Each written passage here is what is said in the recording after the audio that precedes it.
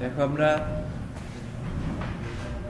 এই কনস্ট্রাকশন ম্যাটেরিয়ালসের একেবারে শেষের দিকে প্রায় 30টা ক্লাস হয়েছে আমার অলরেডি এই সাবজেক্টের উপরে। 52টা ক্লাসের মধ্যে 30টা হয়ে গেছে, তার মধ্যে ওয়ার্কিং ডে বাদ দিলে আর মানে মেজর পার্ট শেষ। এখন ওই যে এক্সট্রা যে ম্যাটেরিয়ালসগুলো ছিল সেইগুলো আর কি, আর এর মধ্যে লেস ইম্পর্টেন্ট তারপর আমাদের পড়তে হবে আর কি লাইম মর্টার আর এক্সট্রা ম্যাটেরিয়ালস প্লাইউড ফেরো সিমেন্ট এগুলো সম্পর্কে। তারপরে হোয়াইট ওয়াশিং, পেইন্ট, ভার্নিশ, এগুলো মানে অতিরিক্ত আমরা খুব আস্তে ধীরে পড়লে পারো প্রতিদিন 15 মিনিট করে বা 20 মিনিট করে ক্লাস নিলে পরে আমাদের শেষ হয়ে যাবে সেমিস্টার শেষ হওয়ার আগে, ঠিক আছে? তারপর দেখা যাক যদি আগে ভাগে শেষ হয়ে যায় কিছু রিভিউ ক্লাস হতে পারে, না হলে এমনি ফ্রি থাকবে। দেখো আমরা তাহলে আজকে পড়বো হচ্ছে লাইম।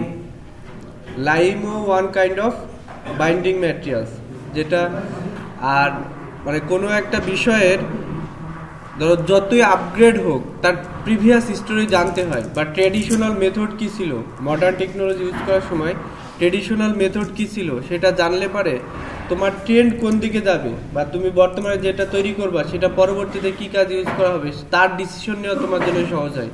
সেই জন্যে এগুলো আমাদের জানতে হবে। আমরা হয়তো এখন সিমেন্টের ইউজ মানে 90%, মোর দ্যান 90% সিমেন্ট ইউজ করি বাইন্ডিং ম্যাটেরিয়ালস হিসেবে। তারপরও হোয়াইট ওয়াশিংয়ের কাজে যদিও বাইন্ডিং ম্যাটেরিয়ালস হিসেবে লাইমের ইউজ অনেকটা কমে গেছে, তারপরও বিষয়গুলো আমাদের জানতে হবে। দেখো lime is a general term for calcium containing inorganic materials in which carbonate, oxide and hydroxide predominate. মানে ক্যালসিয়াম কন্টেনিং ইনঅর্গানিক ম্যাটেরিয়ালস যার মধ্যে কার্বনেট, অক্সাইড আর হাইড্রোক্সাইড বেশি পরিমাণে থাকবে।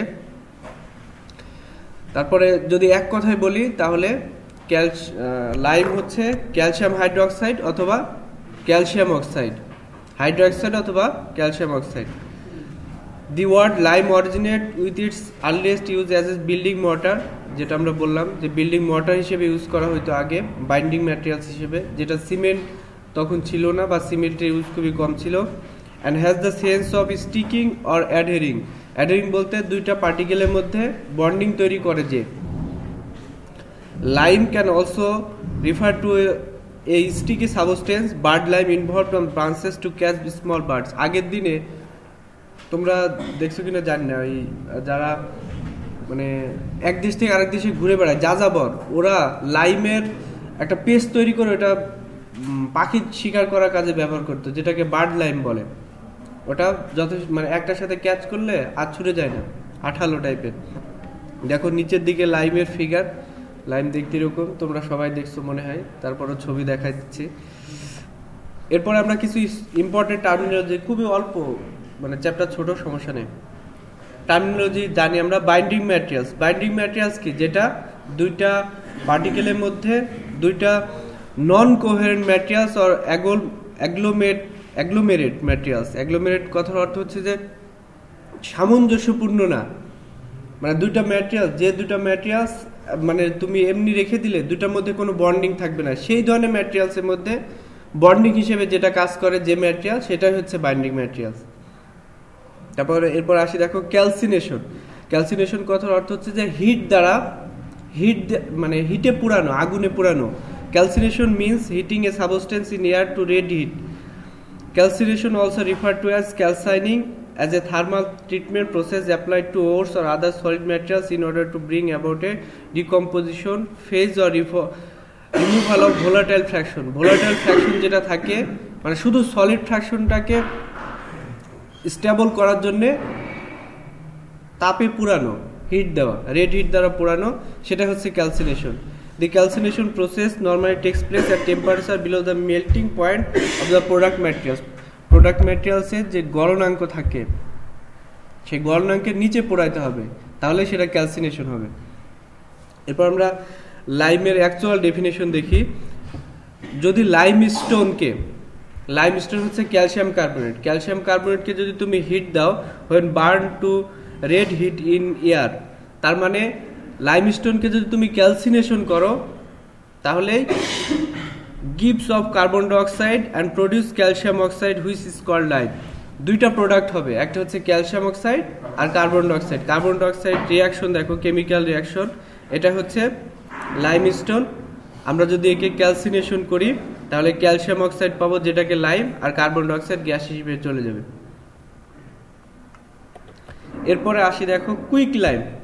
কুইক লাইম আমরা সিমেন্টে একটা টার্ম পড়ছিলাম, সেটিং টাইম বা hardening.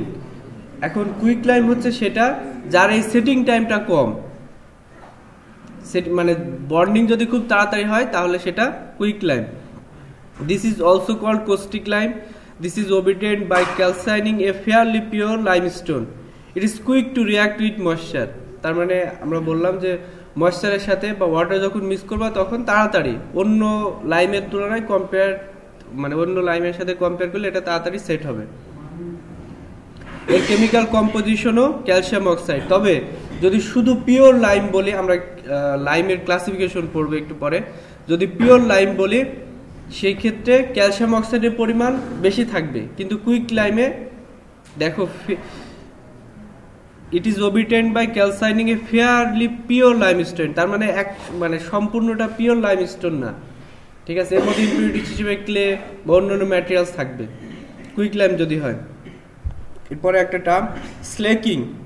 when water is added to quick lime it crumbles to powder, giving out a lot of heat and swelling from 2.5 to 3 times its original volume. স্লেকিং হচ্ছে যদি তুমি লাইমের মধ্যে water add করো তাহলে এটা hit produce করবে, এবং যে লাইমটা আমরা ফিগারে দেখলাম দেখো, যেটা অনেকটা কি বলা যায়, একটার সাথে দলা বেঁধে থাকে, ঠিক আছে। যখন তুমি ওয়াটার মিক্স করবা এটা পাউডার শেপ হয়ে যাবে, মোট কথা লিকুইড শেপ হয়ে যাবে, আর হচ্ছে এতে হিট প্রডিউস করবে, সাথে সাথে এর ভলিউমও বেড়ে যাবে 2.5 থেকে 3 টাইমস, অরিজিনাল ভলিউমের থেকে 2.5 থেকে 3 টাইমস এর ভলিউম বাড়বে। এটাই হচ্ছে slaking. The resulting powder calcium hydroxide is called hydrated lime or slaked lime. যদি তুমি ক্যালসিয়াম অক্সাইডকে পানির সাথে মিশ্র তাহলে রিয়াকশনে ক্যালসিয়াম হাইড্রোক্সাইড তৈরি হবে, যেটাকে হাইড্রেটেড লাইম অথবা স্লেকড লাইম বলে। এরপরে আসি সেটিং আর হার্ডেনিং। সেটিং হার্ডেনিং সম্পর্কে আমরা সিমেন্টে পড়ছি। তারপর দেখো মানে এটার হার্ড পেস্ট তৈরি হতে this process refers to the process of lime becoming hard after it is made into a paste. Paste তৈরি করার পরে হার্ড হতে যত সময় লাগে সেটাই হচ্ছে সিমেন্ট লাইমের জন্য সেটিং অথবা হার্ডেনিং।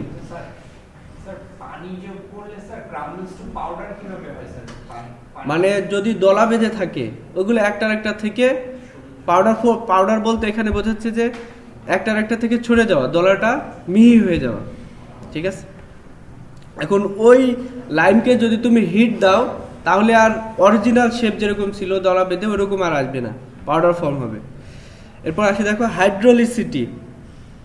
হাইড্রোলিসিটি হচ্ছে this is the property of lime setting under water or in condition where there is no supply of water.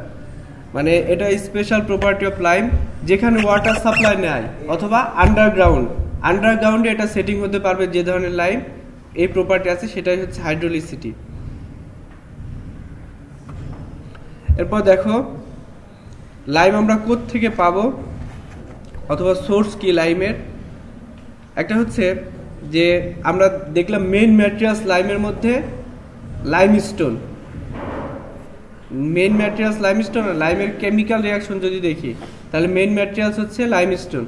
তারপর দেখো limestone chalk or compose primary calcium carbonate. Lime does not occur in a free condition in nature. একেবারে free কন্ডিশনে তুমি সরাসরি lime পাবা না, ঠিক আছে। যদিও পাও তাহলে কি ফর্মে পাবা দেখো, লাইমস্টোন, ক্যাঙ্কার বলতে কি, হ্যাঁ পাথরের মতো টুকরা। এটা সম্পর্কে আমরা বেশ কয়েকবার বলছি, এই যে আমি এই জন্য ফিগার দিয়ে দিছি পাশে, এটা হচ্ছে ক্যাঙ্কার, অনেকটা পাথরের মতো, কিন্তু যদি তুমি ক্যালসিনেশন করো তাহলে ক্যালসিয়াম হাইড্রোক্সাইড পাবা অথবা লাইম পাবা। চক শেলস আর মেরিন অ্যানিমেলস বলতে পানিতে যেসব মাছ বা বড় মাছটা থাকে সেগুলো থেকে ক্যালসিয়াম হাইড্রোক্সাইড পাওয়া যায়। আমরা যদি পয়েন্ট আউট করে দেখি source hilly areas having limestone, এখান থেকে আমি লাইম পেতে পারি। Bed of rivers below the ground level in the form of kankar, আমরা পাশে ফিগার দেখাচ্ছি। Shells of marine animals. এরপরে লাইমের মধ্যে কি কি কনস্টিটিউয়েন্টস থাকে বা কি কি কনস্টিটিউয়েন্ট দ্বারা লাইম তৈরি, এটা ইম্পর্টেন্ট, এটা একটু ভালো করে পড়বা। যে প্রথমে দেখো ক্লের পার্সেন্টেজ থাকে মোর দ্যান 30%। ক্লে বলতে যদি বাংলায় বলি তাহলে কাদামাটির পার্সেন্টেজ থাকে 30%।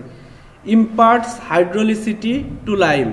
হাইড্রোলিসিটি কি, যে আন্ডারগ্রাউন্ডে অথবা যেখানে এয়ার সাপ্লাই নাই সেখানে যদি এটা সেটিং হয় তাহলে এটা ক্লে কি করে, হাইড্রোলিসিটি বাড়ায়।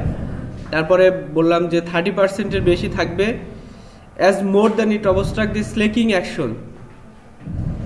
যদি পার্সেন্টেজ বেশি থাকে তাহলে স্লেকিং অ্যাকশন বা স্লেকিংটা কি,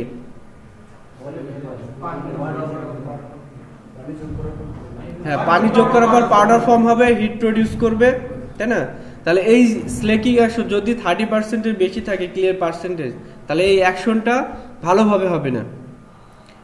এই small quantity 8 to 30% is desirable as it retards the slaking process. Retards বলতে স্লো করা, হিন্ডার, রিটার্ড বলতে প্রসেসটা স্লো করা। তারপর দেখো এরপরে সলিউবল সিলিকেটস, লাইমের মধ্যে সলিউবল সিলিকেটস থাকবে। সেটা কি হিসেবে থাকবে, দ্য এসেনশিয়াল সিলিকেটস আর ক্যালসিয়াম, অ্যালুমিনিয়াম আর ম্যাগনেসিয়াম। এইগুলো হচ্ছে সলিউবল সিলিকেটস লাইমের মধ্যে থাকবে। তাহলে কি, ক্যালসিয়াম, অ্যালুমিনিয়াম আর magnesium. It helps to develop hydraulicity when they are chemically combined with limestone. এই যে সলিউবল সিলিকেটসগুলা ক্যালসিয়াম, অ্যালুমিনিয়াম আর ম্যাগনেসিয়াম যখন হাইড্রোলিসিটি বা আন্ডারগ্রাউন্ড মানে আন্ডার ওয়াটার সেটিং হবে তখন হাইড্রোলিসিটিটাকে বাড়াবে। They become chemically active and combine with lime at high temperature. এবং এই সলিউবল সিলিকেটসগুলা হাই টেম্পারেচারে লাইমস্টোনের সাথে বন্ডিংটা ভালো করে। এরপর আসে দেখো sulphate. Accelerate the process of setting and hardening when present in small quantities. সালফেটের পার্সেন্টেজ যদি বাড়ে তাহলে সেটিং আর হার্ডেনিংটা খুব তাড়াতাড়ি হবে। It's also retarding the slaking action. যদি পার্সেন্টেজ বেশি থাকে তাহলে এটা রিটার্ডার হিসেবে কাজ করবে। সিমেন্টের মধ্যে রিটার্ডার ছিল কি, হ্যাঁ, ক্যালসিয়াম সালফেট আর ম্যাগনেসিয়াম সালফেট। আমরা পড়ছিলাম একটা টার্ম সাউন্ডনেস। এই দুটা যদি পার্সেন্টেজ এক্সাক্ট পরিমাণে থাকে সেটাকে বলবো সাউন্ড সিমেন্ট। এই ক্ষেত্রে সালফেট হচ্ছে রিটার্ডার বলতে প্রসেস যেটা থাকবে তার সেটিং প্রসেস বা হার্ডনিং প্রসেস সেটাকে স্লো করবে। এরপরে দেখো iron. This can be useful if it is in small quantities. এটা ইউজফুল হবে আয়রনের পার্সেন্টেজ যদি খুব অল্প পরিমাণে থাকে। তারপরে আছে magnesium carbonate makes lime slake and set slowly. ধরো সিমেন্টের মতোই যদি অ্যাডমিক্সার ইউজ না করে আমি সেটিং টাইমটা বেশি চাই, মানে সেট স্লো হওয়া মানে কি সেটিং টাইম বেশি, যদি সেটিং টাইম বেশি চাই সেক্ষেত্রে ম্যাগনেসিয়াম কার্বনেটের পার্সেন্টেজ বাড়াই দিলে হবে লাইমের মধ্যে। গিভস মোর স্ট্রেংথ যদি ম্যাগনেসিয়াম কার্বনেট থাকে তাহলে স্ট্রেংথ বেশি পাবো। Reduce the production of heat and increases of volume increment কিন্তু এক ক্ষেত্রে খারাপও। ধরো কোনো এক জায়গায় লাইম তুমি বাইন্ডার ম্যাটেরিয়ালস হিসেবে ইউজ করতেছো, কোনো এক জায়গায় লাইমের একটা মানে দলা বেঁধে আছে, সেটা যখন তুমি মিক্স করো অবশ্যই ওয়াটার দ্বারা পেস্ট তৈরি করতে হবে, তাহলে ভালোভাবে মিক্সিং হয়নি। যখন তুমি কাস্টিং করা শেষ ওটা যখন ময়েশ্চার পাবে তাহলে কি হবে, স্লেকিং হবে। স্লেকিং মানে পাউডার শেপ তৈরি হবে, আবার তার ভলিউম বাড়বে, হিট প্রডিউস করবে। তাহলে ভলিউম যদি বাড়ে, যে জায়গায় সেটা বাইন্ডিং ম্যাটেরিয়াল হিসেবে কাজ করছে তার আউটসাইড তো মানে কি বলে অবস্ট্যাকল আছে, তাই না? অবশ্যই তাকে যে কোনো এক সাইডে ফোর্স দিয়ে বের হয়ে আসতে হবে ভলিউম বাড়া মানে, তাহলে সেটি স্ট্রাকচারের জন্য অবশ্যই ভালো হবে না। এরপর দেখো iron pyrites. These are undesirable, মানে আয়রন পাইরাইটস যদি থাকে তাহলে রিঅ্যাকশন খুব ভালোভাবে বলা সম্ভব না। Limestone containing pyrite should be rejected. যদি আয়রন পাইরাইটস থাকে বেশি পরিমাণে তাহলে সেই লাইমস্টোনকে না নেওয়াই ভালো। এরপর আসে দেখো alkalis. It helps to develop good hydraulicity. They should be present only up to 5%। Alkalis percentage 5% পর্যন্ত লাইমস্টোনের জন্য ভালো।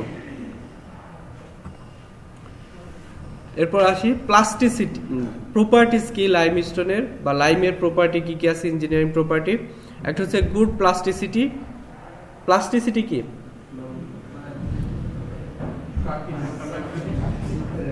একটা মানে নিজের মতো করে কেউ একটা ডেফিনিশন বলা তো প্লাস্টিসিটি। প্লাস্টিসিটি আর ওয়ার্কেবিলিটি।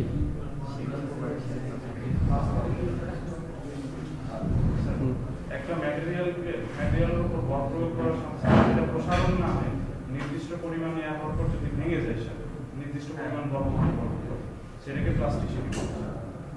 না না হয়নি, এটা হচ্ছে তুমি যেটা বললা এটা তোমরা জানো না, ডাকটাইল প্রপার্টি গেল। ডাকটাইল প্রপার্টির কথা বললা তুমি যেটা বলে ফেলছো সেটা ডাকটাইল প্রপার্টি হয়ে গেছে, প্লাস্টিসিটি হয়নি।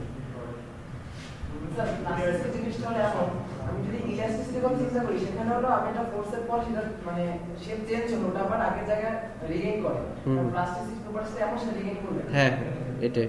আর তুমি যেটা বললা ডাকটাইল সম্পর্কে আমরা পড়বো আর কি, যে ভেঙে যায় যদি লম্বা হবে, ও বললো রিগেন করবে না, সেটা হচ্ছে প্লাস্টিসিটি। যদি রিগেন করে তাহলে ইলাস্টিসিটি, আর যদি ভেঙে যায় সেটা হবে ডাকটিলিটি। এই ডাকটিলিটি প্রপার্টি আছে হচ্ছে রিইনফোর্সমেন্টের ক্ষেত্রে। আর ওয়ার্কেবিলিটি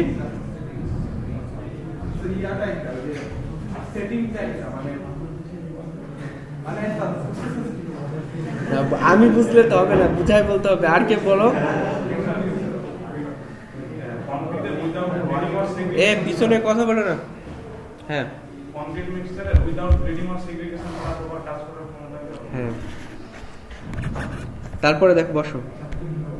গুড অ্যাডহেসিভনেস উইথ মেসনরি, এটা হচ্ছে প্রপার্টি লাইমের। কুইকনেস ইন স্টিফেনিং বলতে হার্ডেনিং। হ্যাঁ মেসনরি বলতে ব্রিক ওয়ার্ক যেটা বলি, এটা আমি কয়েকবার বলছি। মেসনরি ব্রিক ওয়ার্কের মধ্যে অনেক ধরনের ওয়ার্ক আছে। যদি ব্রিকটা মানে সেম পয়েন্টিং এ থাকে তার এক ধরনের নাম, যদি 10 ইঞ্চ থাকে তার এক ধরনের নাম। সুতরাং সব ধরনের ব্রিক ওয়ার্ককে মেসনরি বলে। Impart strength to masonry offering resistance to moisture, যদিও ময়েশ্চারের জন্য রেজিস্ট্যান্স বোঝায়, কিন্তু লাইমের ক্ষেত্রে দেখবা তোমরা লাইম দ্বারা যদি কোনো বাসাবাড়ি রুফ কাস্টিং করা থাকে সেই ক্ষেত্রে ময়েশ্চার পার্সেন্টেজ ওইখানে বেশি থাকে, সবসময় স্যাঁতসেঁতে থাকে, কারণ লাইম ময়েশ্চারকে বেশি আকর্ষণ করে compare to cement. Shrinkage after drying should be quite low, শ্রিঙ্কেজের পরিমাণটা কম হবে। এরপর দেখো classification of lime, pure rich or fat lime first, second হচ্ছে লিন অর প্রুফ লাইম, আর একটা হচ্ছে hydraulic lime. Pure rich or fat lime যেটা, এই ক্ষেত্রে ক্যালসিয়াম অক্সাইড বা ক্যালসিয়াম হাইড্রোক্সাইডের পরিমাণ সব থেকে বেশি থাকবে। This is manufactured by calcination of pure lime বা লাইমস্টোন। ক্যালসিনেশন লাইমস্টোনের পার্সেন্টেজ যেখানে বেশি থাকবে সেটাকে যদি ক্যালসিনেশন করি তাহলে pure rich or fat lime পাবো। It slakes rapidly with water, develop mass heat and expand from 2 to 3 times its original volume. এক কথায় আমরা লাইমের ডেফিনেশন দেখলাম, যেটা অরিজিনাল ডেফিনেশনের সাথে দেখো সম্পূর্ণই মিল, সেটাই হচ্ছে পিওর অথবা pure rich or fat lime. Its sets slowly in contact with air, it's highly plastic. এর ইউজ কোথায় কোথায়? It's suitable for thin joint under heavy pressure, যেখানে প্রেশার আছে মানে লোড পার্সেন্টেজ বেশি, সেই ক্ষেত্রে পিওর রিচ অথবা ফ্যাট লাইম আমরা ইউজ করতে পারবো। It is usually used for white washing and plastering because it is white and plastic. এটাকে হোয়াইট ওয়াশিং অথবা প্লাস্টারিং এতে, প্লাস্টারিং বলতে আমরা বলি ফিনিশিং এর কাজটা করা যাবে। এরপর আসি লিন অথবা প্রুফ লাইম, যেখানে this contains silica, aluminium, iron oxide to an extent of 10% of more. Calcium hydroxide অথবা লাইমস্টোনের সাথে সাথে যেখানে অতিরিক্ত হিসেবে থাকবে সিলিকা, অ্যালুমিনিয়াম এবং আয়রন অক্সাইড, এর পার্সেন্টেজ হবে 10%-এর মতো, সেই লাইমকে বলবো lean or proof lime. It slakes slowly, sets and hardens slowly, it colour varies from yellowish white to grey, তার মানে বাদামি সাদা থেকে ধূসর বর্ণের হবে। ফর প্লাস্টিক্স, মর্টার্স আর আনইম্পর্টেন্ট স্ট্রাকচার, এই ধরনের কাজগুলোতে লিন অথবা প্রুফ লাইম ব্যবহার করা যেতে পারে। এরপর আসি hydraulic lime. The putty or mortar prepared from this lime sets and hardens under water where air does not circulate freely. আমরা যে বললাম যে হাইড্রোলিসিটি অফ লাইম প্রপার্টি ছিল না একটা, সেই প্রপার্টি যে লাইম গেইন করবে সেটাই হচ্ছে hydraulic lime. It is not white because it contains impurities of clay and magnesium carbonate. এটা সাদা না, যা কারণ হচ্ছে যে কাদামাটি এবং ম্যাগনেসিয়াম কার্বনেটের পরিমাণ এখানে কম। সরি, এখানে ম্যাগনেসিয়াম পার্সেন্টেজের ক্লে আর ম্যাগনেসিয়াম কার্বনেট আছে এই লাইমের মধ্যে। ইউজ দেখো, it is use for masonry foundation for thick walls. Masonry foundation এবং থিক ওয়ালসের ক্ষেত্রে ইউজ করা যেতে পারে। সব থেকে ইম্পর্টেন্ট ইউজ যেটা, it is use for mortar for masonry work in super structure of building and plastering. প্লাস্টারিংয়ের ক্ষেত্রে এখনও লাইমের ইউজটা আছে বিল্ডিং ম্যাটেরিয়ালস হিসেবে। সুপার স্ট্রাকচার বলতে আমরা যেটা দেখতে পাই, বিল্ডিং ফাউন্ডেশনের যে পার্টটা আমরা দেখতে পাই, একটা হচ্ছে বিলো গ্রাউন্ড থাকে আর একটা উপরের দিকে থাকে, সেটা সুপার স্ট্রাকচার। এই সুপার স্ট্রাকচারে হোয়াইট ওয়াশিং অথবা প্লাস্টারিংয়ের কাজে এই হাইড্রোলিক লাইম আমরা এখনো ব্যবহার করি। দেখো test on lime. Adhesive strength কিভাবে আমরা টেস্ট করব লাইমের, তারপর আসে টেনসাইল স্ট্রেংথ, কম্প্রেসিভ স্ট্রেংথ আর সাউন্ডনেস টেস্ট। এই চারটা টেস্ট তোমরা জাস্ট জানার জন্য পড়বে এইগুলো আর নামগুলো, ঠিক আছে? আমি তো প্রসিডিউর বলে দিব। অ্যাডহেসিভ স্ট্রেংথ হচ্ছে adhesive strength with bricks or lime water 1 part of lime to 3 part of sand, তার মানে 1:3। সিমেন্ট স্যান্ড যদি মিক্সিং ওয়াটার তৈরি করে সেই ক্ষেত্রে মানে যে প্রথমে যেটা থাকবে সেটা কি সিমেন্ট, পরেরটা স্যান্ড। এই ক্ষেত্রে যেটা সেটা হচ্ছে লাইম, পরেরটা স্যান্ড। যদি লাইম কংক্রিট বলি তাহলে যে রেশিও বলা থাকবে, ওয়াটার সিমেন্ট রেশিও বলো, তারপরে মিক্সিং রেশিও বলো, সেই ক্ষেত্রে যদি সিমেন্ট কংক্রিট হয় তাহলে প্রথমটা সিমেন্ট, আর যদি লাইম কংক্রিট হয় তাহলে প্রথমটা লাইম। এবং 7 days কিউরিং এর পরে এর অ্যাডহেসিভ স্ট্রেংথ পাওয়া যেতে পারে 2.25 kg/cm²।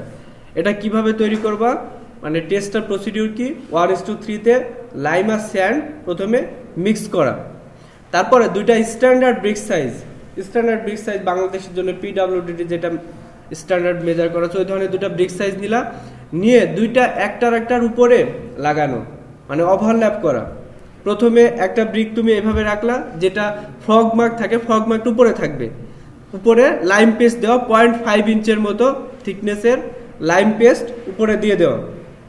লাইম পেস্ট যেটা দিবা তার মিক্সিং রেশিও কত, 1:3। তার উপরে মানে উপরে আরেকটা ব্রিক লাগাবা যার ব্যাক পেজটা উপরে থাকবে, বুঝো নাই? তার মানে দুটাকে যদি লাগাও তাহলে ফগ মার্ক একটার উপরে থাকবে। এইভাবে একটার পর একটা দুইটা ব্রিক লাগাইলাম। দুইটা ব্রিক লাগানোর পরে 24 আওয়ার ওইভাবে রেখে দিতে হবে। 24 আওয়ার ওইভাবে রেখে দিলা, তারপরে 7 দিন আবার কিউরিং করার পরে টেস্ট করতে হবে। কিভাবে, দুইটা ব্রিককে টানতে যে পরিমাণ ফোর্স লাগবে সেটাই হচ্ছে অ্যাডহেসিভ স্ট্রেংথ। হ্যাঁ, সিমেন্ট পেস্টিং না, এক্ষেত্রে লাইম পেস্টিং হচ্ছে দুইটা ব্রিক একটার পর একটা লাগায়, যেটা থিকনেস হবে লাইম পেস্টের 0.5 ইঞ্চ, তারপরে 24 ঘন্টা রেখে দিতে হবে, তারপরে 7 দিন কিউরিং করার পরে দুইটা ব্রিককে একটা থেকে সরাইতে যে পরিমাণ ফোর্স লাগবে সেটাই হচ্ছে অ্যাডহেসিভ স্ট্রেংথ। এরপরে দেখো টেনসাইল স্ট্রেংথ। এই ক্ষেত্রেও প্রসিডিউরে যে লাইম ওয়াটার হবে, লাইম ওয়াটারের রেশিও হবে 1:3। এবং এই ক্ষেত্রে দুটো ব্রিকের মধ্যে না, আমরা ব্রিকুইড মোল্ড পড়ছিলাম সিমেন্টের টেনসাইল টেস্টে। ব্রিকুইড মোল্ডের শেপটা মনে পড়ছে? ব্রিকুইড মোল্ড মনে পড়ছে না কারো?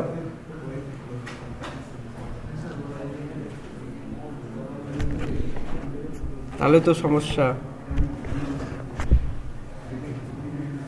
এই কোথায় মনে পড়ছে? আরে উল্টা সেকেন্ড ব্র্যাকেটের মতো, তবে এই সাইডে দুইটা মাথা লাগা, এইখানকার থিকনেস আর এখানকার থিকনেস বেশি, এরকম লিকুইড মোল্ড তৈরি করতে হবে। টেনসাইল টেস্টে লিকুইড মোল্ড তৈরি করলা, যার মর্টার যেটা হবে 1:3 তে মিক্সিং করার পরে, তারপরে টেনসাইল টেস্ট মানে কি দুই দিকে ফোর্স দিয়ে, এই যে দুটো আর্ম আছে, এইখানে একটু লেন্থ আছে, এই দুটো আর্মে এই দুই জায়গায় ধরে এদিকে টান দেওয়া আর এদিকে টান দেওয়া, এটা মেশিন দ্বারা অবশ্যই। তাহলে যেটা যে ফোর্স রিকোয়ার্ড ফোর্স সেটাই হচ্ছে টেনসাইল স্ট্রেস। দেখো এই ক্ষেত্রে টেস্ট রিপোর্ট যেটা বলে যে 7 ডেজে 45 psi হবে, আর 90 psi হবে 28 দিনে, যেটা সিমেন্টের ক্ষেত্রে ছিল অনেক বেশি, 1200 থেকে 3000 psi পর্যন্ত। দেখো কোথায় 40 আর কোথায় 90, 40 আর 90 ওটা 27 আর 28 দিনে, 7 আর 28 দিনে।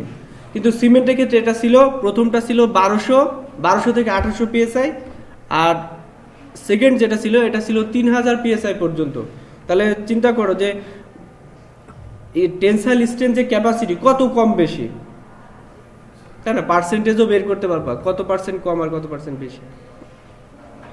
এরপর আসছে দেখো compressive strength, A lime water of ratio 1:3, ওই রেশিওতে মিক্স করার পরে 2 ইঞ্চ কিউব তৈরি করতে হবে, এবং 7 দিন কিউরিং করার পরে আবার কম্প্রেসিভ স্ট্রেন্থ মেশিন দ্বারা বা ইউটিএম মেশিন দ্বারা টেস্ট করা।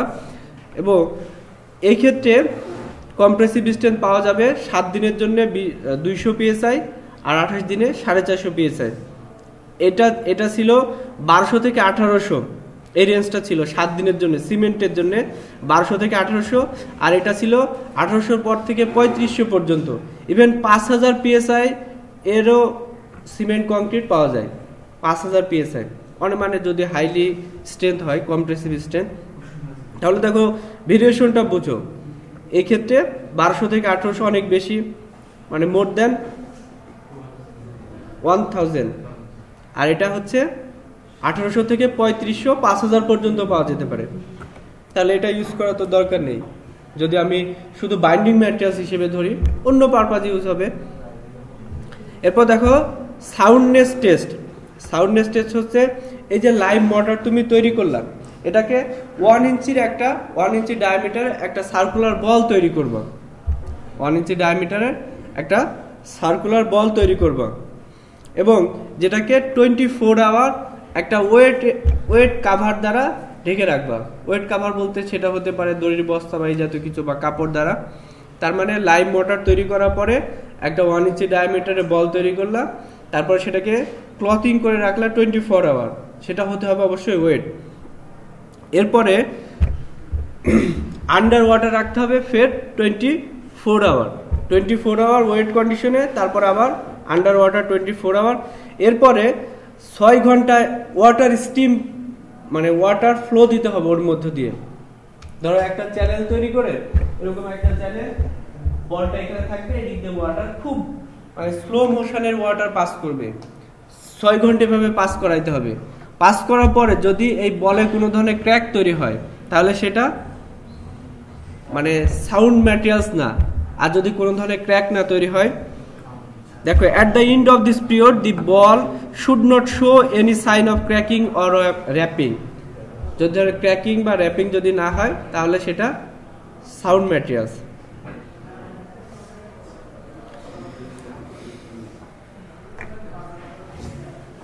ভালোই তো বড় আছে চ্যাপ্টার, আর কতগুলো আছে দেখি মানে শেষের দিকে। এইভাবেই তো শেষ হয়ে যাবে, তাই না? তোমরা বাসায় কেমন কাটালে সেটা বলো।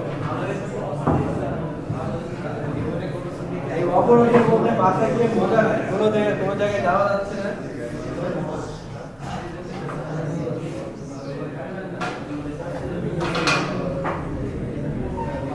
দেখো ফিল্ড টেস্ট অফ লাইমস্টোন, হাসাহাসি করো না। টেস্ট অফ ফিজিক্যাল প্রপার্টিজ, একটা হচ্ছে টেস্ট অফ ফিজিক্যাল প্রপার্টিজ, তারপরে হিট টেস্ট আর অ্যাসিড টেস্ট, এই তিনটা হচ্ছে ফিল্ড টেস্ট অফ লাইমস্টোন। ওই সেই কালার মেজারমেন্ট করা, এই জাতীয় কাজ আর কি। ফিজিক্যাল প্রপার্টিজ টেস্ট করবা, White color indicates a pure variety of limestone. Hydraulic limestones are bluish gray, brown or dark colored. যদি সাদা কালারে হয় তাহলে মানে হোয়াইট কালার হয় তাহলে সেটা পিওর লাইমস্টোন। এছাড়াও হাইড্রোলিক লাইমস্টোনে ব্লুইশ গ্রে, ব্রাউন আর ডার্ক কালার। তারপরে hydraulic limestone has a clayey taste and they give out earthy smell. কাদামাটির যে গন্ধ সেটা হবে, অথবা ক্লের যে কালার সেই ধরনের কালার থাকবে হাইড্রোলিক লাইমের ক্ষেত্রে। Shining particles on surface of limestone indicates the presence of free salt. যদি মানে চকচকে কোনো কিছু থাকে লাইমস্টোনের মধ্যে তাহলে বুঝবা যে এর মধ্যে ফ্রি সল্ট আছে। এটা হচ্ছে ফিল্ড টেস্ট, ফিজিক্যাল প্রপার্টিগুলো টেস্ট করা। একটা হচ্ছে কালার, আর হচ্ছে তার আউটসাইড এনভায়রনমেন্ট দেখা, স্মেল নেওয়া, এটা হচ্ছে ফিজিক্যাল টেস্ট। এরপরে দেখো heat test. This consists of heating a piece of limestone for a few hours on open fire and determine the loss of weight. Loss of weight এই জন্যে যে hit test করার সময় তুমি যদি ক্যালসিয়াম কার্বনেট, যেটাকে আমরা লাইমস্টোন বলতে, সেটাকে যদি পুরাও তাহলে কার্বন ডাইঅক্সাইড গ্যাস হিসেবে উড়ে যাবে। যে পার্সেন্টেজটা উড়ে যাবে, পার্সেন্টেজ যদি বেশি হয় তাহলে ক্যালসিয়াম অক্সাইডের পরিমাণ বা পিওর চুনের পরিমাণ কম, তাই না? সুতরাং এই পার্সেন্টেজটা দ্বারা তুমি বলতে পারবা যে এখানে পিওর চুন বা লাইমের পরিমাণ কত। এরপর দেখো অ্যাসিড টেস্ট। অ্যাসিড টেস্টে কি করতে হবে? Dilute hydrochloric acid is put on a piece of limestone. এক টুকরা লাইমস্টোনের উপরে তুমি ডাইলিউট বা সলিউশন, হাইড্রোক্লোরিক অ্যাসিডের সলিউশন তুমি ওর উপরে দিবা। যদি মানে এর টেস্ট কেমিক্যাল রিয়াকশন দ্বারা বলতে পারবা যে এটা ভালো না খারাপ। যদি vigorous bubbliness and minimum residue indicates a high percentage of calcium carbonate. Calcium carbonate বেশি থাকা মানে কি? হ্যাঁ, পিওর বেশি এবং চুনের পরিমাণও বেশি। বাবল যদি অনেক বেশি বাবল তৈরি হয় এবং মিনিমাম রেসিডিউ থাকে। মিনিমাম রেসিডিউ বলতে যদি সলিউশনে চলে যায় টোটাল ক্যালসিয়াম লাইমস্টোনটা, তাহলে রেসিডিউ নাই। ভালো হবে কখন? যদি অনেক বাবল তৈরি হয় আর রেসিডিউর পরিমাণ কম থাকে। রেসিডিউ, হ্যাঁ, অধক্ষেপ বলে না একটা, ওইটা হচ্ছে রেসিডিউ। রেসিডিউ বলতে মানে যদি টোটালটা অধক্ষেপ আমরা কখন বলি? সলিউশনে যদি না থাকে, তাই না? আর যদি খারাপ হবে তখন যদি বাবলটা কম হয় এবং রেসিডিউ পার্সেন্টেজ বেশি হয়। এরপর দেখো অনেকগুলা ইউজ, আমরা প্রথমে একটা একটা করে দেখি। It use to prepare mortar which is required for masonry work. এটা আগের দিনে বেশি হইতো, এখন কমে গেছে। মেসনরি ওয়ার্কে বাইন্ডিং ম্যাটেরিয়ালস হিসেবে ইউজ করা। It serves as a matrix of base for concrete. আগের দিনে মানে তোমরা যদি হিস্টোরিক্যাল বিল্ডিংগুলো দেখো তাহলে বেসমেন্ট যেটা ছিল দেখবা অনেক বড় বড় মানে ব্রিকের শেপ, স্ট্যান্ডার্ড শেপে না, অনেক বড় বড় শেপ, এবং যেখানে লাইম মর্টার হিসেবে ইউজ করা হয়েছে আর কি। It is used for white washing as an initial cost before distempering. শুধু যদি তুমি ফিনিশিংয়ের উপরে ডিস্টেম্পারিং বা পেইন্টিং করো সেক্ষেত্রে কস্ট অনেক বেশি, সেই কস্টটা কমানোর জন্যে। আর যে ফিনিশিং ওয়ার্কস থাকে তার সাথে পেইন্টিংয়ের বন্ডিং করার জন্যে হোয়াইট ওয়াশিংয়ের ক্ষেত্রে লাইম ইউজ করা হয়। It is used for plastering of Waals and ceiling. Plastering বলতে, সিলিং বলতে পয়েন্টিং যে ওয়ার্কগুলা একটা থেকে আরেকটা চেঞ্জ, যেখানে সিলিং বলতে এটা সিলিং না, সিলিং হচ্ছে এই পয়েন্ট থেকে এইটুকু যে চেঞ্জ, এই ধরনের কাজে মানে ফ্রেশ শেপ দেওয়ার কাজে যদি ইউজ করি আমি, সেটা হচ্ছে ceiling. It is used in manufacture of artificial stone. এই ক্ষেত্রে ইউজ করা হয়। It is employed for making sand lime bricks. Sand lime ব্রিক্সের ক্ষেত্রে মানে মর্টারটাকে যদি তুমি ব্রিক শেপ দাও, লাইম আর স্যান্ডের মিক্সচারে যদি তুমি ব্রিক শেপ দাও। It is used as a flux and metallurgical process. তারপর it is used in manufacture of paints, এর পার্সেন্টেজ এখানে বেশি। It can be used for Portland cement to form a cheaper strong variety of time cement mortar. আমরা দেখছিলাম সিমেন্টের মধ্যে calcium কার্বনেটের পার্সেন্টেজটা কত পার্সেন্ট? ক্যালসিয়াম কার্বনেট অথবা ক্যালসিয়াম অক্সাইড 8%। এটার পার্সেন্টেজ সবচেয়ে বেশি 40%, 30 to 40%। সুতরাং সেই ক্ষেত্রে সিমেন্টের মধ্যেও লাইম আছে। ইট is used as A refractory material in open earth ফার্নেসেস। It is used as A stabiliser for soil. এটা ইম্পর্টেন্ট খুবই। এখনো ফাউন্ডেশনে যদি নর্মাল সয়েল ধরো তাহলে নিজেদের মধ্যে বন্ডিং থাকে না। যদি নর্মাল সয়েল ধরো, নর্মাল সয়েল ফাউন্ডেশনে যে সয়েল থাকে, আন্ডারগ্রাউন্ড যে সয়েল, নিজেদের মধ্যে বন্ডিং ক্যাপাসিটি খুবই কম বা প্লাস্টিসিটি কম।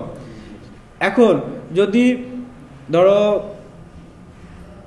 তোমার যে ফাউন্ডেশন থাকবে তার ক্যাপাসিটি খুবই কম হয়, সেটাকে তুমি তার ডেপথ, হাইট বা তার যে ক্রস সেকশন সেটা তুমি কমাই দিতে চাও, সেই ক্ষেত্রে করতে হবে কি সয়েলটাকে স্টেবল বানাইতে হবে।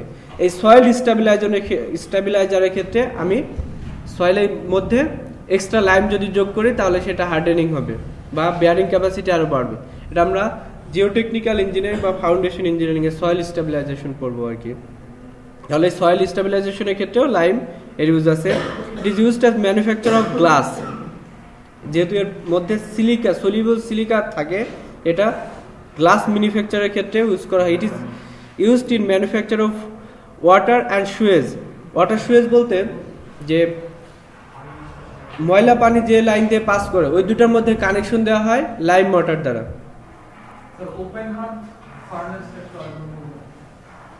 It is used as refractory material in open heart furnace. Furnace বলতে যদি তুমি একটা জিনিসকে পোড়াও তাহলে হিট প্রডিউস হয়, হিট প্রডিউস হয়। এই হিটটা যদি তুমি আবার অন্য কোথাও ইউজ করো, যেরকম একটা এক্সাম্পল দিই যে ওয়াসা নাম শুনছো তোমরা সবাই? ওয়াসাতে মেডিসিনের যে ক্লোরিন, পিওর ক্লোরিন, এটাকে প্রেসার দিয়ে লিকুইড তৈরি করা হয়। আর ওয়াটার ট্রিটমেন্টের ক্ষেত্রে এই লিকুইড 100% কাজে দেয়। এই যে এটা খুবই টক্সিক ম্যাটেরিয়ালস যদি তুমি এমনি ওয়াটার মিক্স করো তাহলে সেই পানি মানুষ খেতে পারবে না। কিন্তু ওয়েস্ট ওয়াটার ট্রিটমেন্টের ক্ষেত্রে এর মানে হিউজ রেসপন্সিবিলিটি আছে। সেই জন্য এটাকে হিট দিয়ে এবং এটাকে এমনি ডাম্প করলে সরকারকে ট্যাক্স দিতে হবে।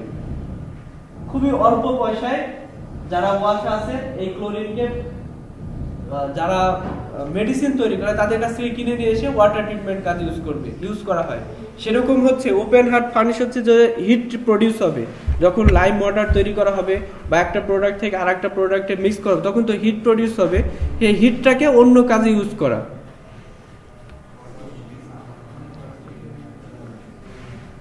আচ্ছা, এখানে শেষ, ধন্যবাদ। এরপরে আমরা পড়বো হচ্ছে